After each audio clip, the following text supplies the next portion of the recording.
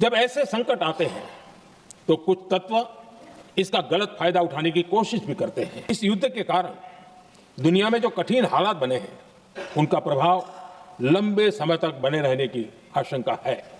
इसलिए हमें तैयार रहना होगा। हम कोरोना के समय भी एकजुटता से ऐसी चुनौतियों का सामना कर चुके हैं। अब हमें फिर से उसी तरह तैयार रहने की आवश्यकता है। याद करिए, इस गल्फ वार के पहले अगर किसी के घर में 1 महीने तक रसोई गैस का सिलेंडर चल जाता था, तो आज वह 5वें 6ठे दिन ही रसोई गैस का सिलेंडर लेने के लिए क्यों पहुंच रहा है? अरे जब नंबर आएगा उसके 3 दिन 5 दिन पहले वह जाएं, अपना रजिस्ट्रेशन करवा दें, उसके घर तक फिर रसोई गैस पहुंच जाएगी। हम लोगों ने प्रदेश के अंदर व्यवस्था करने के लिए कहा है हर जिला प्रशासन से कि जैसे रसोई गैस का सिलेंडर होम डिलीवरी होते था, पहले घर तक पहुंचाती थी एजेंसियां, वैसे ही पहुंचाएंगी। कल रामनवमी है, रामनवमी का कार्यक्रम उत्साहपूर्ण तरीके से 12 बजे श्री राम जन्मभूमि पर सूर्य भगवान भी भगवान राम का राज तिलक करेंगे। आप सभी साथियों को क्रांतिकारी नमो बुधाय, जय भीम, जय भारत, जय संविधान। मैं रमनुजरन और आप देख रहे हैं अध्यात्म पावर। साथियों, एक तरफ भारत के प्रधानमंत्री नरेंद्र मोदी इजराइल, ईरान और अमेरिका में युद्ध होने के कारण जो भारत में एलपीजी और पेट्रोल डीजल की जो समस्याएं आ पड़ी हैं, इस चीज़ को लेकर उन्होंने हाथ खड़े कर दिए हैं। उन्होंने साफ तौर से ये कह दिया है कि जिस तरह से इजराइल, अमेरिका और ईरान में 3 हफ्तों से लगातार युद्ध हो रहे हैं और युद्ध शांत नहीं हो रहे हैं, जिस कारण पूरे विश्व में कहीं ना कहीं समस्याएं आ पड़ी हैं और इसका असर भारत में भी देखने को मिल रहा है। इसलिए सभी भारतीयों से निवेदन है कि आप लोग कोरोना काल में जिस तरह से हालात हुए थे वैसे हालात के लिए तैयार रहिए, यानी फिर से दोबारा लॉकडाउन लग सकता है। लेकिन साथियों, वही आपको बता दें कि उत्तर प्रदेश के मुख्यमंत्री योगी आदित्यनाथ का कहना है कि आप लोग अफवाहों पर ध्यान न दें। कुल मिलाकर जिस तरह से लगातार एलपीजी की समस्याएं बढ़ती जा रही हैं, आप देख रहे हैं साथियों कि एक लंबी कतार देखने को मिल रही है। गैस की किल्लत सीधे तौर पर शहरों में देखी जा सकती है। यहाँ तक कि जो गांव से लोग प्रदेश में जाकर कंपनियों में काम करते हैं, उनके लिए जो मुसीबत आई है, कुल मिलाकर देखा जाए तो 400 से लेकर 500 रुपये प्रति किलो के हिसाब से गैस खरीद रहे हैं और वो भी नहीं मिल पा रहे हैं। तो कुल मिलाकर जो प्रदेश में लोग रह रहे हैं उनके लिए तो समस्याएं है ही हैं। जो गांव में रह रहे हैं उन लोगों के लिए भी बड़ी मुसीबत आ चुकी है। आप देख रहे हैं साथियों कि लगातार गैस की जो समस्याएं खबरों में देखने को मिल रही है, लेकिन योगी आदित्यनाथ का कहना है आप अफवाहों पर ध्यान न दें, आपका गैस आपके घर पर चला जाएगा, बस आप लोग समय का इंतज़ार करिए। आप 1 हफ्ते पहले बुक कराते हैं तो जैसे पहले जो एजेंसी वाले गाड़ी से ले जाकर आपके घर पहुंचाते थे, ठीक उसी तरह से आपके घर ले जाकर पहुंचाएंगे। आपको चिंता करने की कोई ज़रूरत नहीं है। आखिर एलपीजी गैस के समस्याओं को लेकर योगी आदित्यनाथ ने क्या कहा, पहले आप इनकी पूरी बात सुनिए, उसके बाद हम सीधे आपसे बात कर रहे हैं।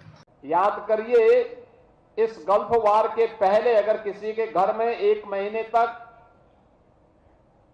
रसोई गैस का सिलेंडर चल जाता था, तो आज वह 5वें 6ठे दिन ही रसोई गैस का सिलेंडर लेने के लिए क्यों पहुंच रहा है? अरे जब नंबर आएगा उसके 3 दिन 5 दिन पहले वह जाएं, अपना रजिस्ट्रेशन करवा दें, उसके घर तक फिर रसोई गैस पहुंच जाएगी। हम लोगों ने प्रदेश के अंदर व्यवस्था करने के लिए कहा है हर जिला प्रशासन से कि जैसे रसोई गैस का सिलेंडर होम डिलीवरी होते था, पहले घर तक पहुंचाती थी एजेंसियां, वैसे ही पहुंचाएंगी। लाइन लगाने की आवश्यकता नहीं है।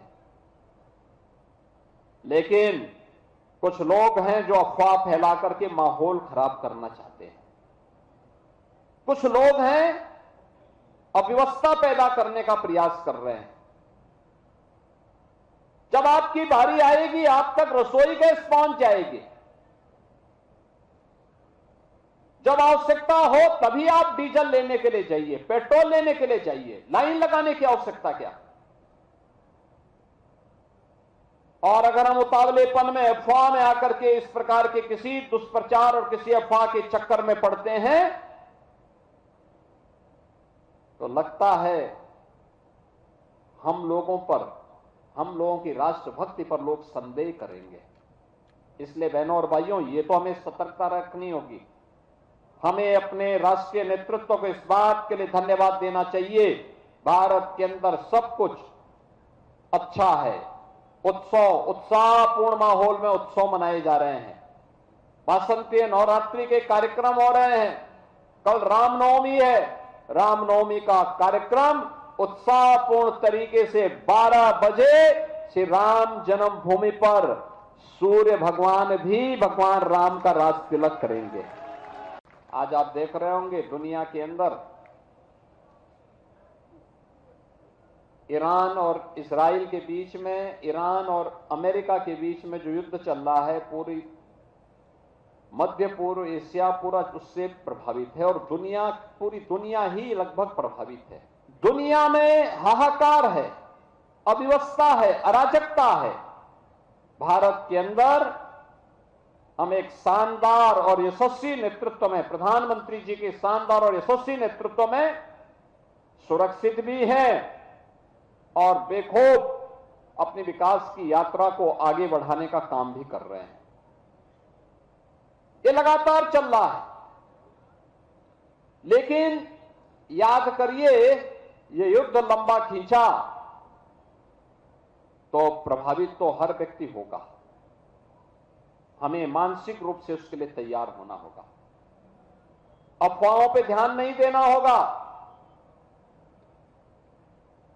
जब आपत्ति आती है, कोई चुनौती आती है, चुनौती का मुकाबला करने के लिए व्यक्ति को सरकार के साथ मिलकर के कदम से कदम मिलाकर के चलने के लिए अपने आप को तैयार करना होगा। यही सच्ची राष्ट्रभक्ति होती है।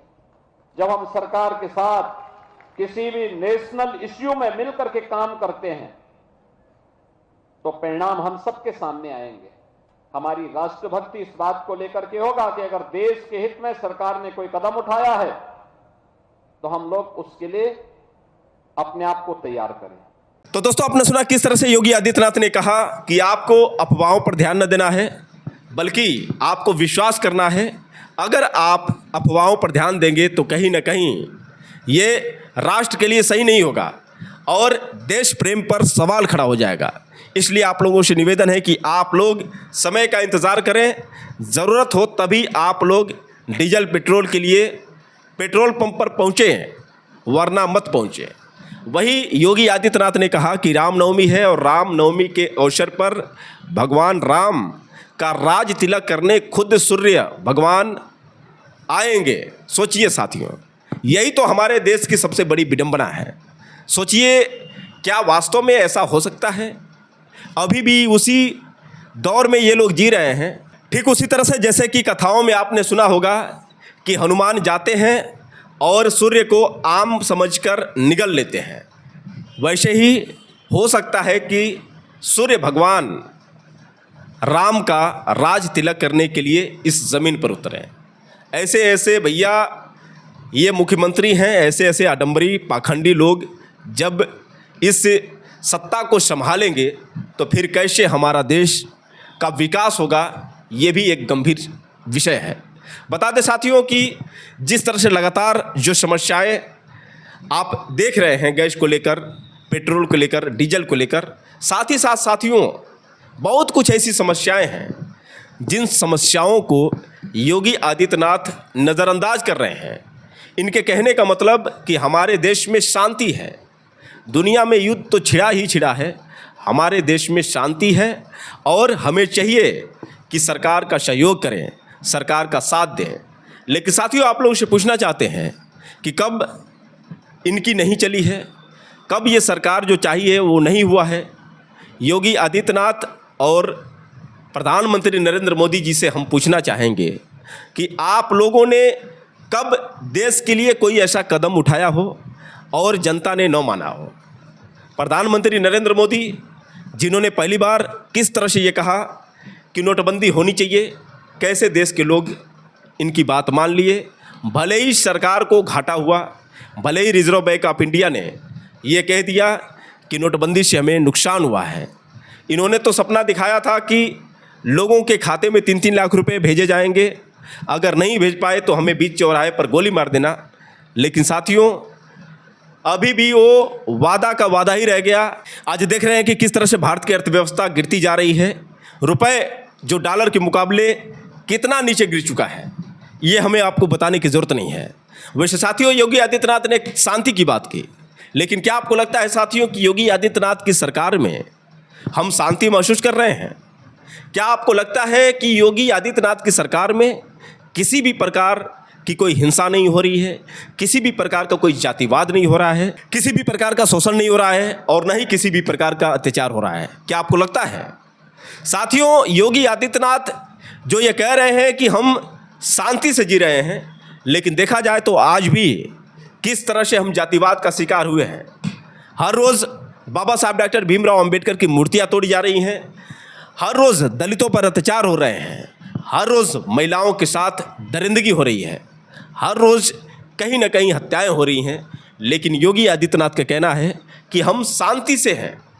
तो साथियों, आप ही लोग बताइए कि जो योगी आदित्यनाथ बोल रहे हैं, क्या ये सही बोल रहे हैं? क्या वास्तव में आपको लगता है कि योगी आदित्यनाथ के साम्राज्य में हम शांति का जीवन जी रहे हैं? बता दें साथियों कि लगातार हम आप लोगों के लिए ऐसे ऐसे अपडेट दिखाते रहते हैं, हर रोज़ कुछ न कुछ ऐसी घटनाएं दिखाते रहते हैं जिसे देखने के बाद आपको भी लगता है कि किस तरह से ये मनुवादी सरकार, ये भाजपा सरकार में दलितों के ऊपर अत्याचार हो रहे हैं, महिलाओं के ऊपर अत्याचार हो रहे हैं, गरीबों पर शोषण हो रहे हैं। लेकिन ये सरकार जो दावा कर रही है कि हमारे सरकार में किस तरह से लोग शांति से जीवन जी रहे हैं। वैसे साथियों, आप लोग की क्या राय है? आप लोग कमेंट करके बताएं और हो सके तो इस वीडियो को ज़्यादा से ज़्यादा शेयर करें। फिर मिलेंगे अगले वीडियो के साथ, तब तक के लिए क्रांतिकारी नमो बुद्धाय। जय भीम।